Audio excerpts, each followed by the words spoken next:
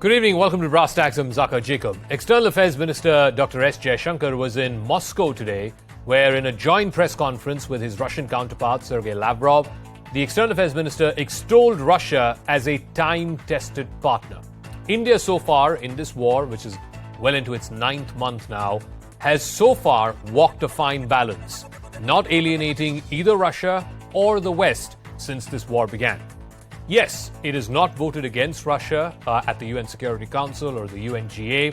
It has also amped up oil purchases from Russia since this war began. Both of those things have not gone down well with the West. But countries in the West do understand that India, just like every other country on the planet, will look out for its own interests and for its own people. So now the question that's being asked in Western circles, something that was not anticipated, something that was perhaps even unthinkable 8 months ago when this war began, is can India play a mediator between Russia and Ukraine? Can we finally see some form of conclusion to this war? And can India show its ability and its heft with both East and West to bring these two warring parties to the dialogue table? But first, the story so far. As Prime Minister Modi conveyed to President Putin in Samarkand in September, this is not an era of war. In his first visit to Moscow since Russia invaded Ukraine 9 months ago, External Affairs Minister S. Jaishankar set the tone of the talks. Amid increasing hostilities between Moscow and Kiev, Jaishankar met his Russian counterpart, Sergey Lavrov, and advised a return to dialogue.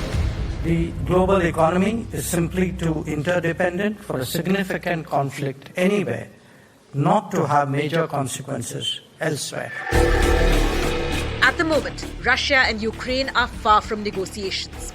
Ukraine is gaining momentum on the battleground while Russia is doubling down.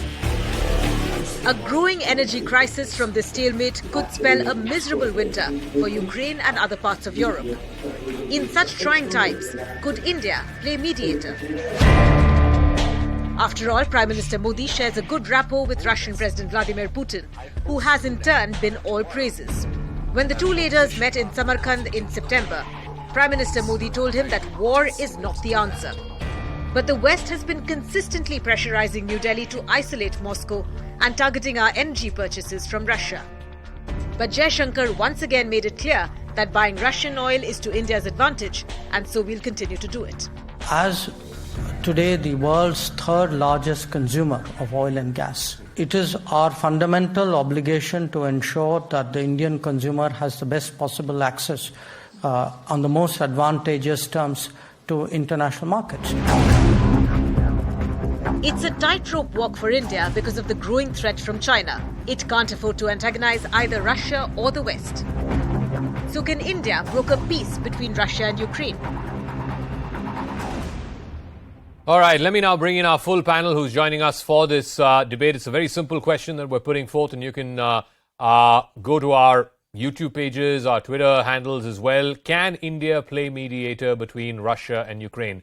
Joining us, Ambassador Anil Trigunit, former diplomat. Dr. Tara Karta is former director with the National Security Council Secretariat. Dr. Sergey Dvarinov is president of IDC Russia. Vlad Sidrenko is a journalist, and Raymond Vickery is senior associate at the Center for Strategic and International Studies. Let me start with you, Ambassador Trigunit. 8 months ago, when this war began, no one would have dared ask this question. But today, this question is being asked in open circles in the West as well as in the East.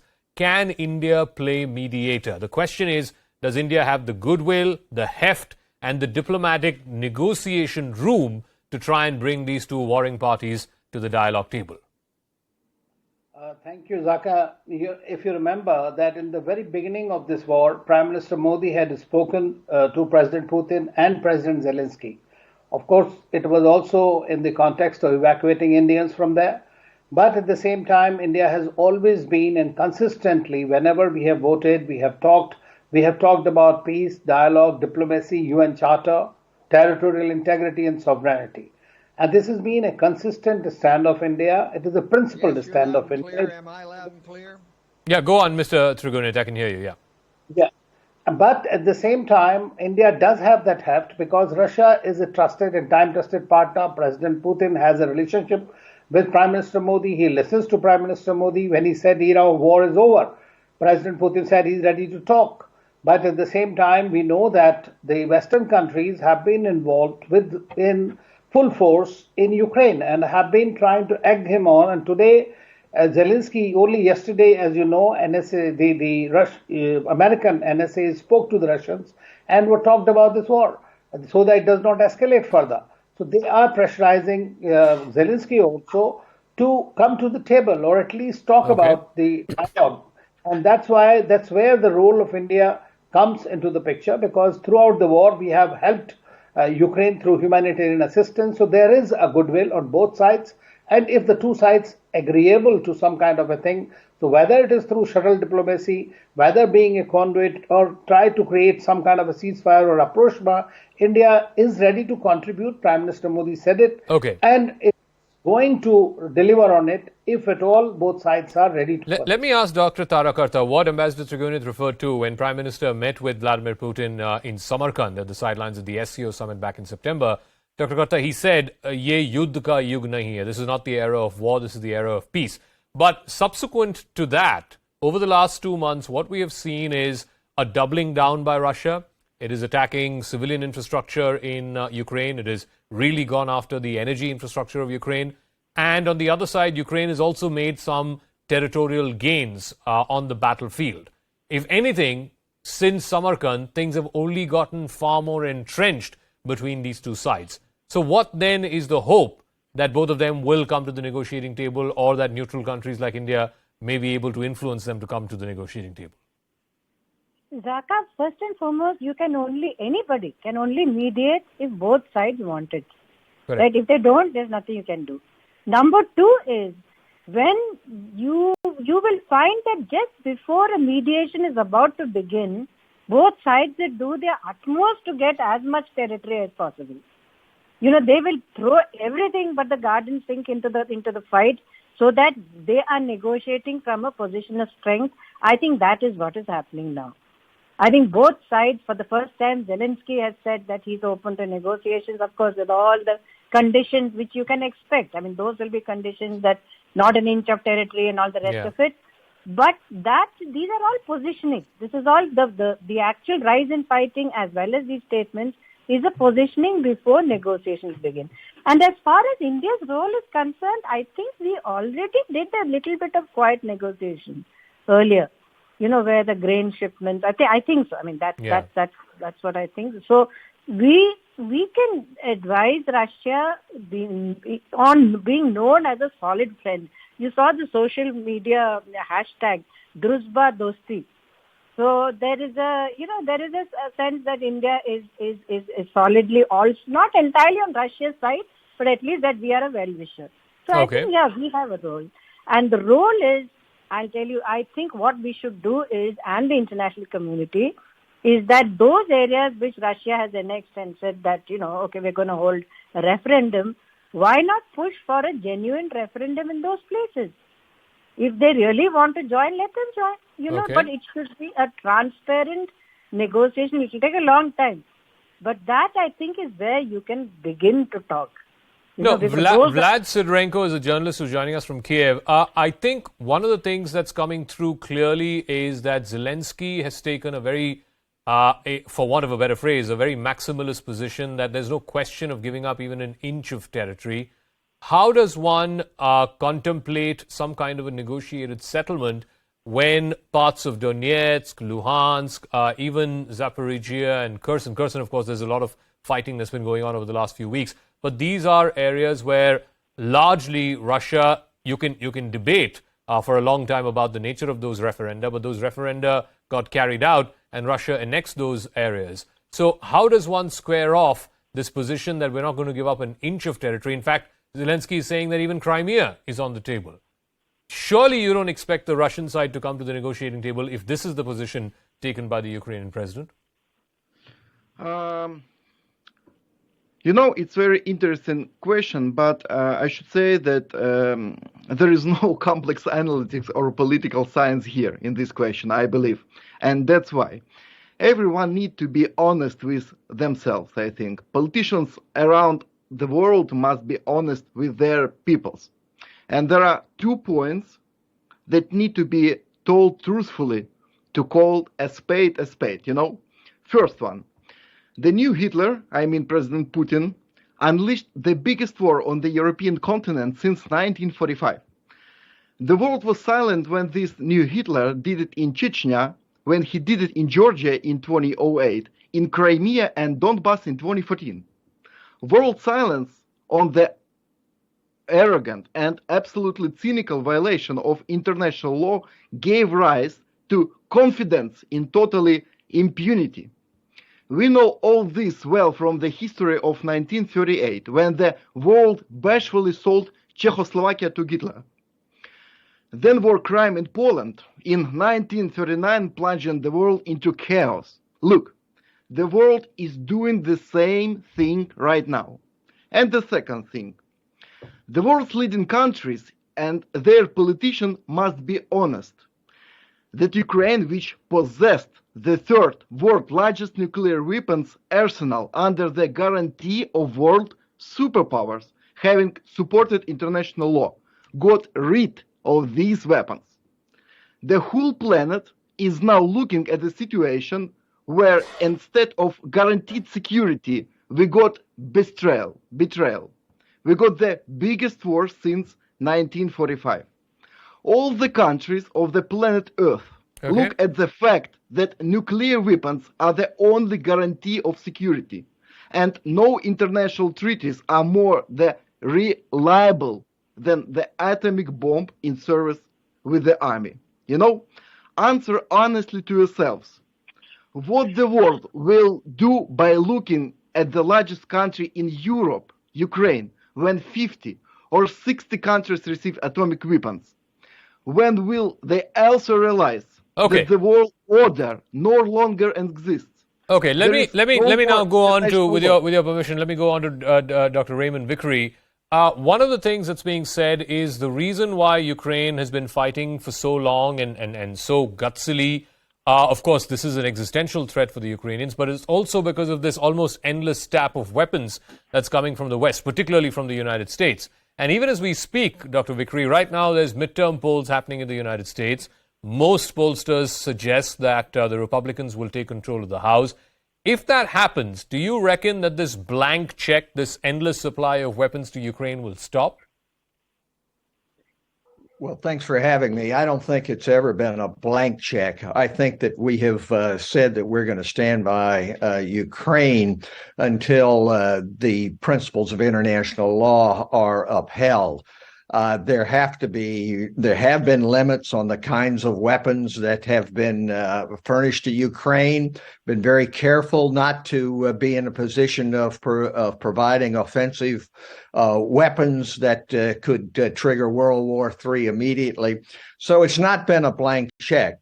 The fact is, even though there have been stirrings in the Republican Party, particularly in the House of Representatives, recent poll shows that 73% of the American people are wholeheartedly in favor of support of Ukraine. And I expect this to continue, even though there are some MAGA Republicans who have embraced Russia. The fact is that there are many people in the Republican Party who have been among the strongest critics of Vladimir Putin and the Russians. So I think that the United States is going to stay the course here. I do think that India has a role to play. I think that Dr. Jaishankar, Minister Jaishankar's words are very welcome. But the fact is that actions speak louder than words. It is good to hear that what Prime Minister Modi said at the SCO was not just a casual statement, and it's good to have the embrace of the principles set forth in the United Nations Charter. But now India, if it's going to play a role, has to figure out for itself what its interests are. And its interests have to be broader than just protection of its oil supply or its arms supply. It has to be the international rule of law. Otherwise, China is going to step in and take over Arunachal Pradesh, it'll take over border areas, and there will be international instability. Okay. So, yes, India, to answer your earlier question, can play a role, but this is not nearly at an end game, and India has to have a game plan as to how, as a great democracy, it's going to be able to work in accordance with its own principles to bring about peace and stability Okay, in the world. let me go to Dr. Sergey Lavrov, who's joining us from the IDC Russia.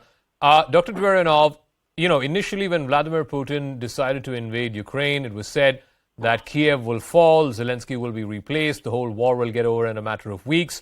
But what we have seen over the last 8 months is this war just going on, and I think right now it is at a position where it's a stalemate. I don't think either side can come off this war after these 8 months and say that we have decisively won it.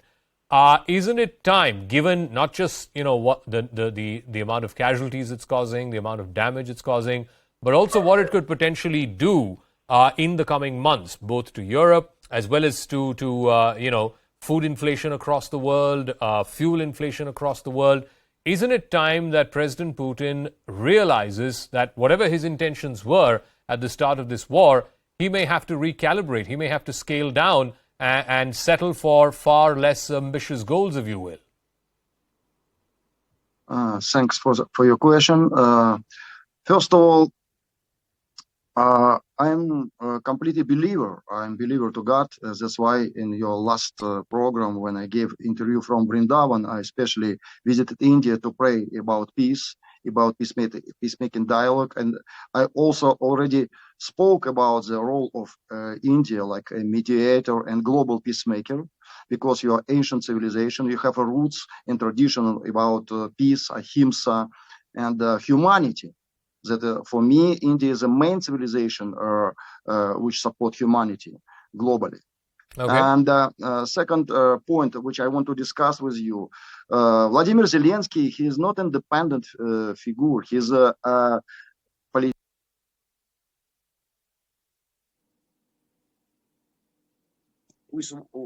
his politician who was appointed to this position by the Western influence. Mm-hmm. That's why this war is not a war. First of all, it's special military operation of Russian government to save Russian-speaking population of Ukraine, eastern part of Ukraine.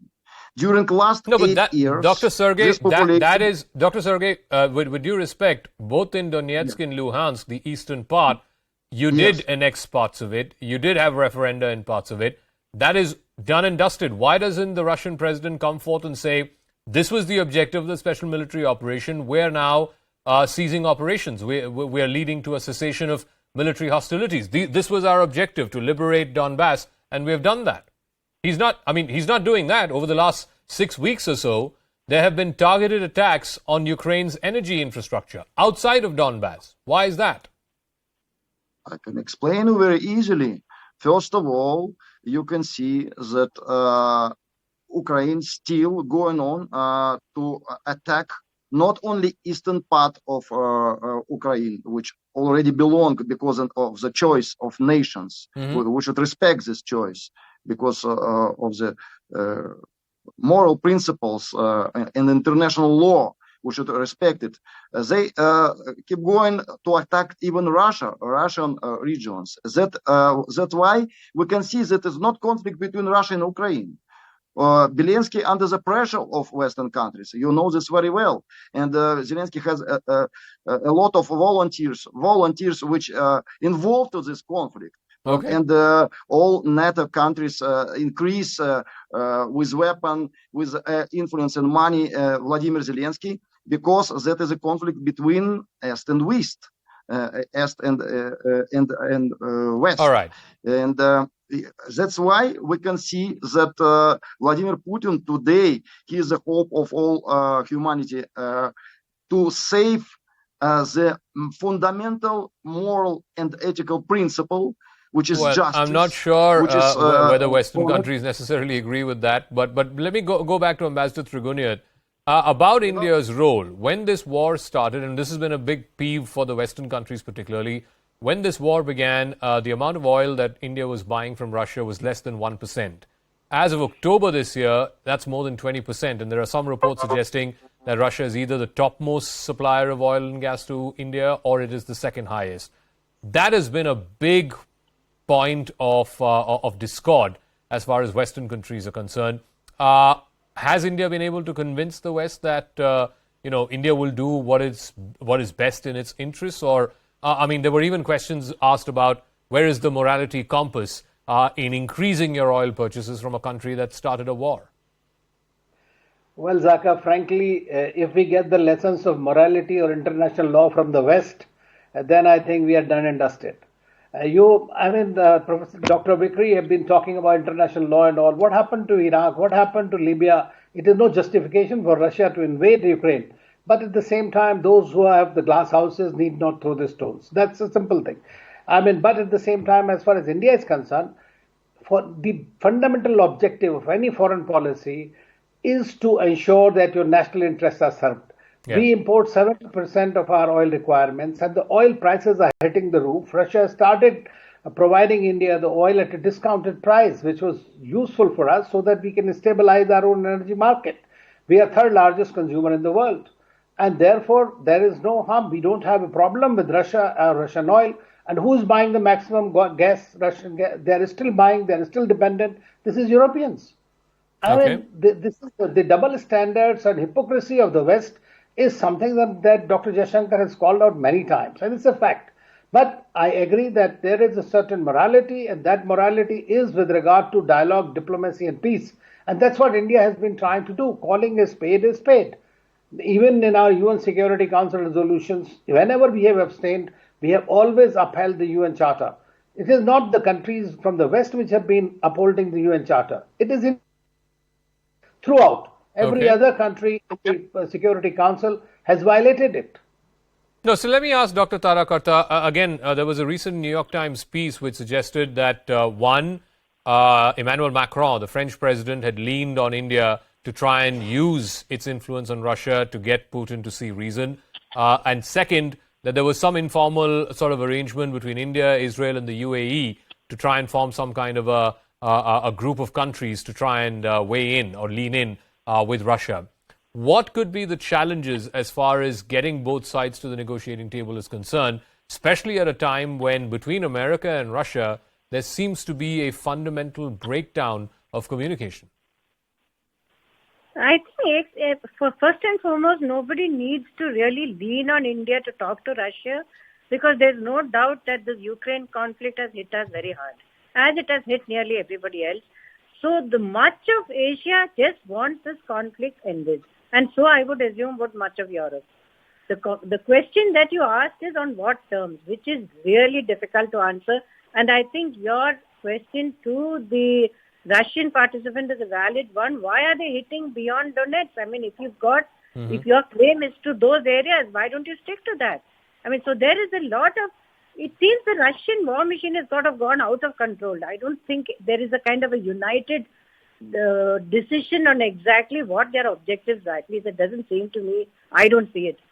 So what we need to convince them is that the costs outweigh the benefits. That is the key in any mediation. And I think they've come to that point right now, both sides. So it's not going to be easy. I don't envy whoever the negotiator is. It's going to be an extremely difficult task, but it has to be done before winter strikes in fully. It just simply has to be done. Do you see, Dr. Raymond Vickery, a sort of decoupling, if you will? I know decoupling is a pretty strong word, but you had just recently the German Chancellor go to Beijing. He seems to have taken a slightly more different position now in the last few weeks. You had Emmanuel Macron initially wanting to go along with Scholz to China. And in China, he in fact tried to tell Xi Jinping to impress upon Russia to come to the negotiating table.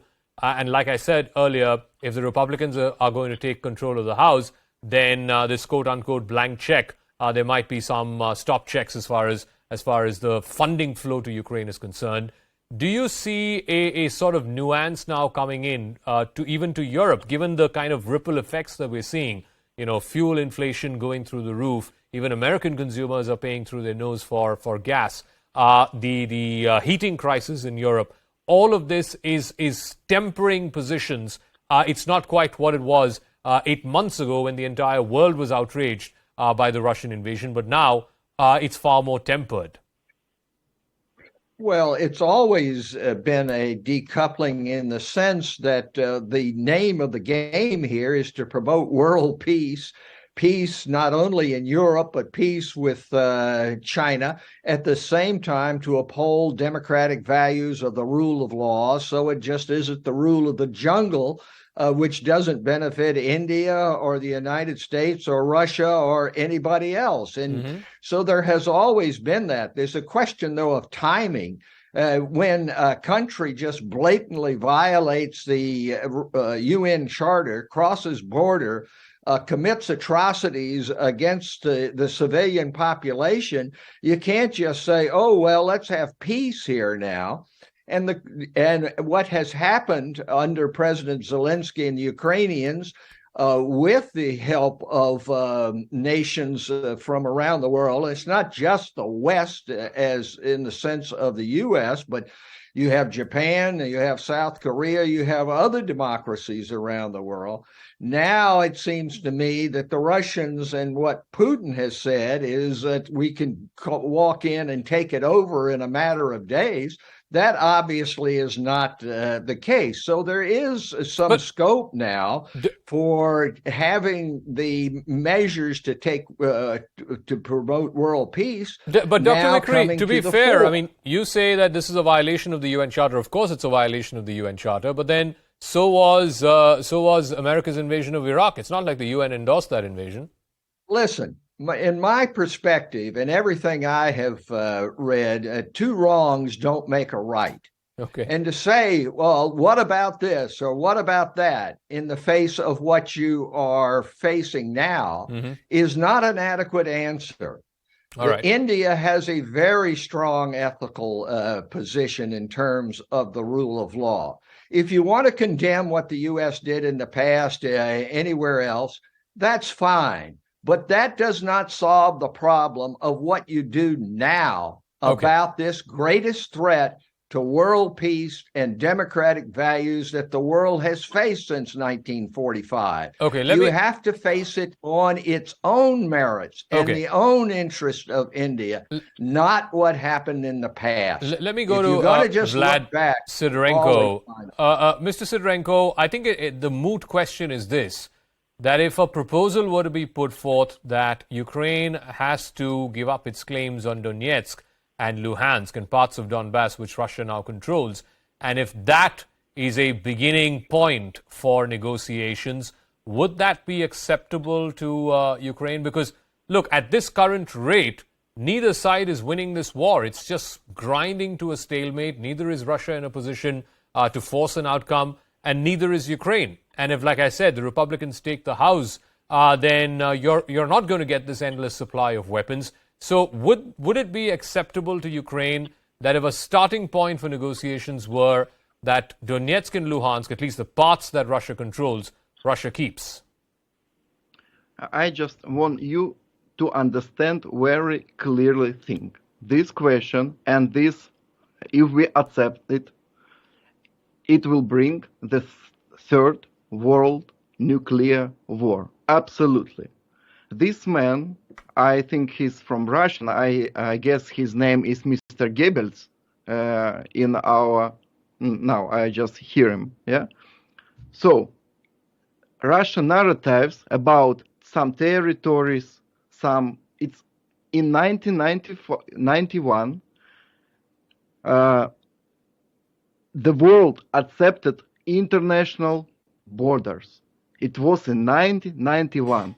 After 30 years, the new Hitler launched the biggest war since 1945. We already seen it in 1938, in 1939, and we have the same. I have a question to Indian authority, to Indians and the whole world. One simple question. What world should do when everybody realizes that the world order no longer exists? There is no more international law. I just repeat, in 1991, the world accepted international borders. And answer me, please. What would be the historical responsibility of such great powers and countries as India, as China, and for Indians? You have a border with China. You have a border with Pakistan with nuclear bomb. Yeah? And what should do the biggest democracy, India, when the international law that is ruined by this new Hitler Putin now, he's ruined it. Okay. What India should do in this case, not listen this Mr. Goebbels, just he's sitting from the right side. Okay.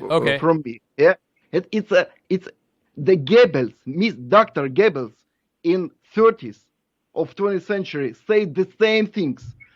Jews, Austrians, Czechoslovaks, we already seen it 70 years ago. You hear it? 70 years ago, we've seen it. Okay, look, Mr. Sidorenko, I don't think anyone wants to go back into the past and go into the Second World War and so on. What we're interested in is in the here and now and how we can find a peaceful solution. So I'll give the final word to Dr. Sergey Lavrov. Dr. Sergey, let's be very, very clear about this. Nothing in the modern day world justifies a blatant invasion of the kind which we've seen over the last 8 months. Now the question is, how is it going to end and who is going to end it? I want to start my last speech from the very famous Sanskrit words Om Shanti Om. Our conversation should be beneficial to all humanity.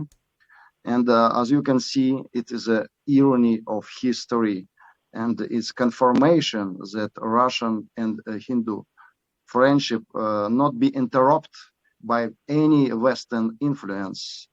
We was never in conflict during all our history, never in any diplomacy war or any type of war, because our traditions and history and culture are very similar. And you can see that India joined to the resolution of United Nations, which was initiated by Russia about Nazi, about some type of make heroic vision of Nazi during the modern time. And all right, I'm completely out of time. I'm sorry I have to wind up this discussion, but thank you very much to all our guests. Like I said, this is a question that's now being asked in power circles around the world, whether India can have enough heft and goodwill with both countries to bring them to the negotiating table.